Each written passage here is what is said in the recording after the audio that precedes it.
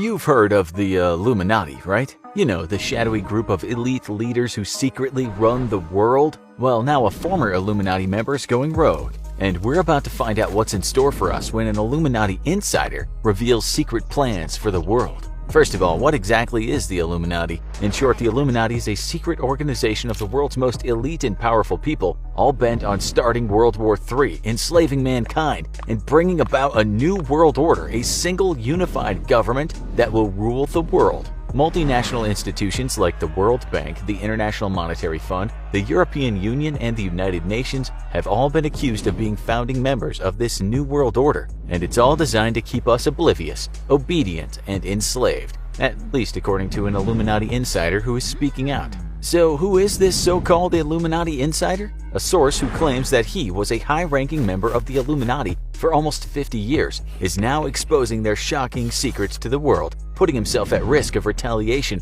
from the powerful Illuminati. The source won't give his name for obvious reasons, so we'll call him Bob. Bob says he was recruited by the Illuminati back in the 60s when he was a student at Harvard. The then 19-year-old was running a successful, if illegal, investment scheme on campus. Apparently, the Illuminati took notice of his activities and were impressed by the power and influence he was gaining, and they decided that he would be one of them. Bob remembers being approached one day on campus by two men wearing black suits. The men led him to the basement of a building, sat him down, and offered to make a deal with him. They wouldn't tell him what the terms of the deal would be, but eventually they wore Bob down. Whether he was just scared, exhausted, or thought it was all some kind of joke, from that day forward Bob was a member of the Illuminati. Bob claims that he remained a faithful member of the Illuminati for 47 years and that he was supportive of their beliefs and plans for decades, but then in June 2010, information was revealed at a secret meeting that was too much for Bob to bear. He realized that he had to extinguish his sacred contract, and he soon became one of only 7 people in history to have completed the Illuminati's departure ritual. Leaving the Illuminati wasn't the end of Bob's journey, it was just the beginning.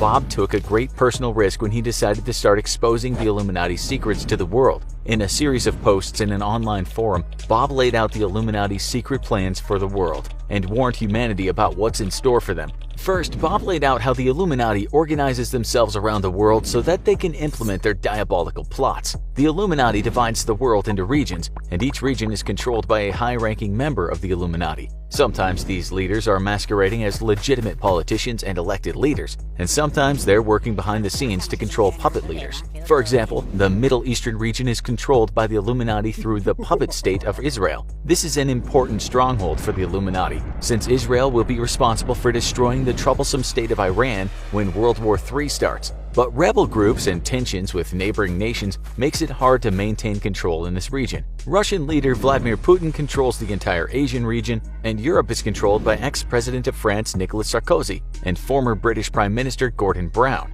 South America has also been a problem area for the Illuminati. Venezuelan President Hugo Chavez was involved in the Illuminati's schemes, but he was notoriously difficult to work with, and the Illuminati leadership considered replacing him many times. In reality, Bob claims that the South American region really falls under the control of the Illuminati elites in North America. North America seems to be the central hub of the Illuminati power, and Illuminati elites are hiding in plain sight. Former presidents Barack Obama and Bill Clinton were apparently under the control of the Illuminati. And conspiracy theorist Alex Jones, who makes his living exposing conspiracies, is actually an important part of the Illuminati's propaganda machine. Many businesses and industry leaders have ties to the Illuminati too, especially the oil tycoons, whose influence will be key to helping the Illuminati take over the world's oil supply and kickstarting the New World Order. Although, after they've served their purpose, the Illuminati will get rid of them. According to our friend Bob, the North American leader of the Illuminati is probably either Warren Buffett, the famous investor,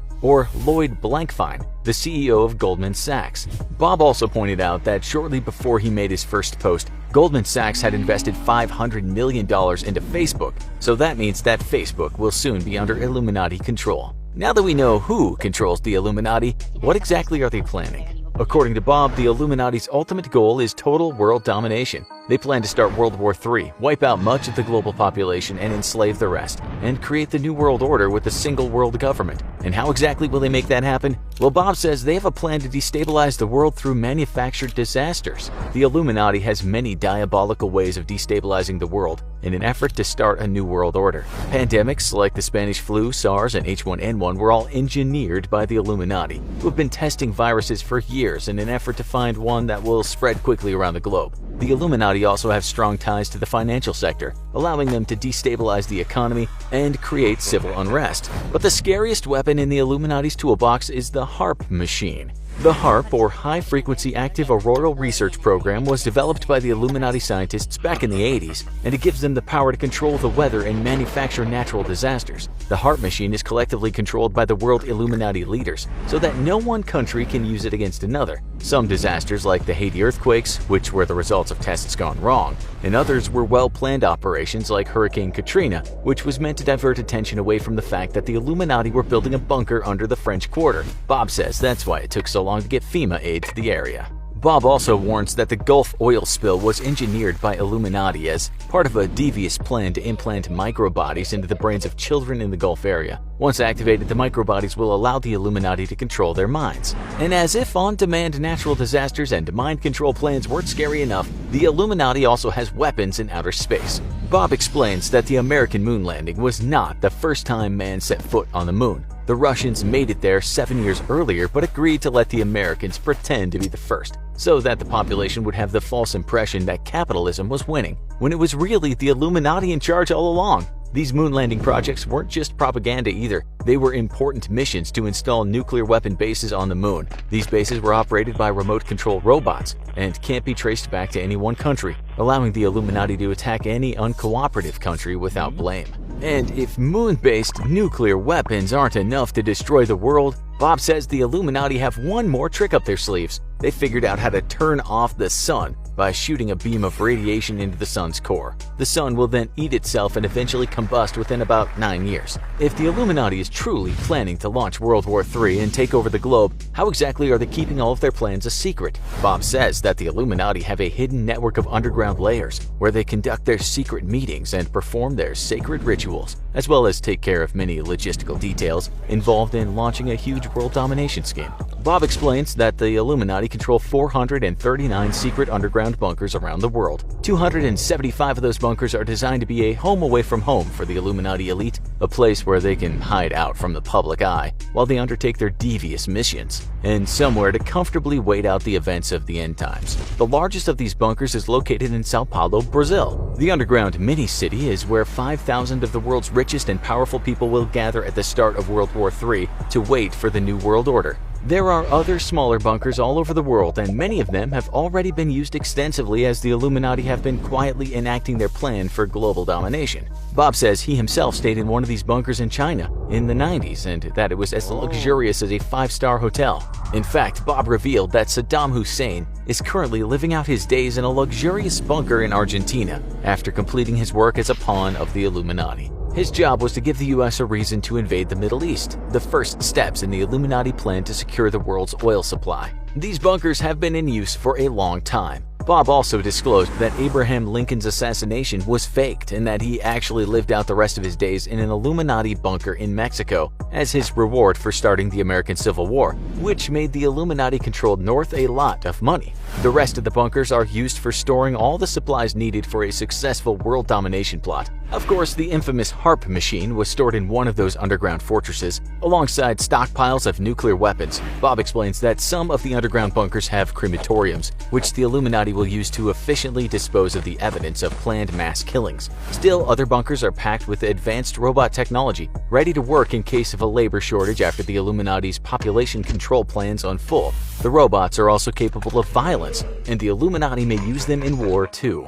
Some of the bunkers are dedicated to storing the massive amount of cocaine, heroin, and other illicit drugs that the Illuminati use to fund their operations. Bob says that Warren Buffett has been controlling the drug trade and cartels in the entire Western Hemisphere for the last 20 years, and these bunkers are essential to his operation. While Bob did reveal plenty of details about the Illuminati's secret plans for the world, he left us with a lot more questions than answers. Although Bob promised to make more posts and reveal additional info, he hasn't been heard from in a long time. did the Illuminati elite silence him? If you find Bob's story a little hard to believe, we don't blame you.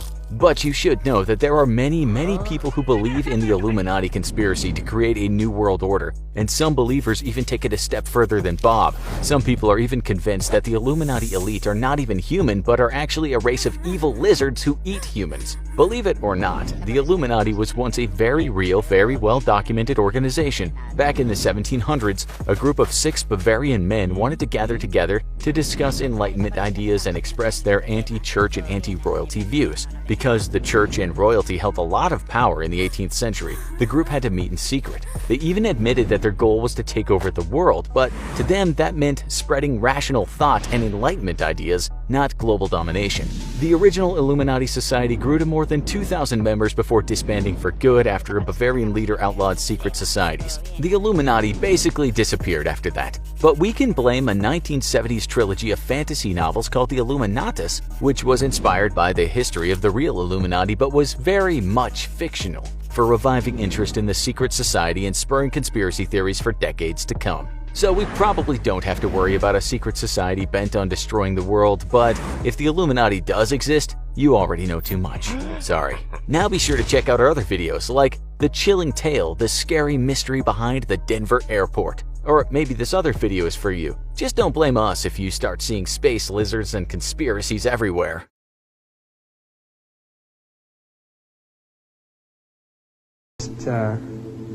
Doing anything he wants to and get away with it because nobody knows you. After a while, hopefully it'll be to the point where I can't walk out in the street. Won't that be fun? where it'll be impossible to walk anywhere without being recognized.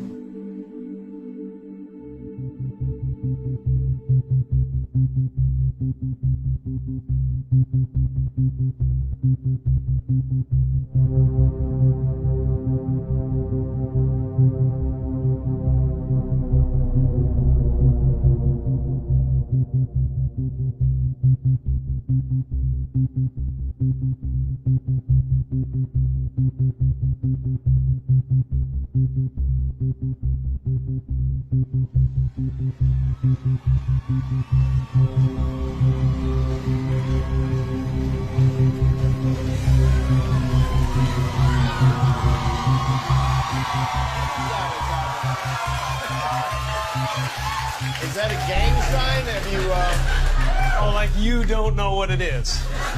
You don't know what that is. I have no idea. You don't know. Jimmy Fallon doesn't know. David Letterman doesn't know. We don't know. All the comics and show business don't know what this is. Right? Yeah. What is it? Come on, Jimmy. Seriously, the time is up. People are hip to this kind of stuff. I'm here tonight to blow the lid off it, to be the whistleblower. I'm sick and tired of the secrets and the lies. It is the secret symbol of the Illuminati, and you're a part of it, and it is the all-mocking tongue. Oh, I like it. It's the symbol of the all-mocking tongue. And I'm sick of it. I want everybody to be in on the joke, man. You know what I mean? For years now, talk show hosts, people on television, people in sitcoms have been hired by the government to throw you off the track, to distract you, to make you laugh and stuff like that, make you happy and docile so you don't know what's really going on. You know, and they get out there in the woods in a circle naked and they decide these things and, and look at him trying to get over that. It's hilarious, hilarious. I've read a couple of places where you said you've struggled with depression from time to time. I was on Prozac for a long time. Yep, I was on Prozac for a long time, and I'm not sure. It may have helped me out of a jam for a little bit, but people stay on it forever.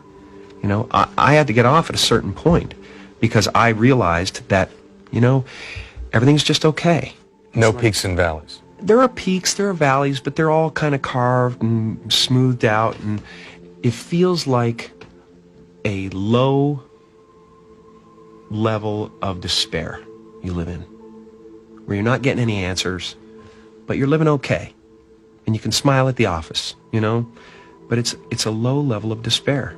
And you don't take any of them, or you don't take anything now? Nothing. I don't take anything. I rarely drink coffee. I'm very serious about no alcohol, no drugs. Life is too beautiful.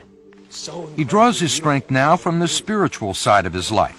And despite a rare Los Angeles downpour, he insisted on taking us to his secret spot, where he goes to shut out the rest of the world. You want to come? Come on. It's fun. This is beautiful. After a 5-minute climb up a trail on his property, we finally reach our destination. This is my spot. This is the center of the universe. It's where I hang out with Buddha and Krishna and, all those guys. Are you a Jesus. I'm a Buddhist, I'm a Muslim, I'm a Christian, I'm whatever you want me to be. It all comes down to the same thing. You're in a loving place or you're in an unloving place. If you're with me right now, we cannot be unhappy. It's not possible. It's not possible. After talking to you for a couple of hours, I mean, I get this sense you are a big bundle of conflicting emotions. Really? Don't you think? You get that sense from me? Well, I think you're very emotional about a lot of things. It's all very close to the surface. Yeah, it is. I've decided to be there. I only act in the movies. Eckhart's philosophy is basically about the idea that the present moment is all we have. It's all there is and all there ever will be. And most of us live trapped or lost in the movement of thought. Sometimes I've spent 2 hours of my day thinking about one person I resent, and going through orations and, if he ever says this, I'll say that, and all of those things. And you go, I find myself now when I get caught up in something like that, becoming conscious suddenly and going, oh, wait, I'm here. I'm not with that person right now. I'm creating things that don't even exist, and it's useless. It's time badly spent.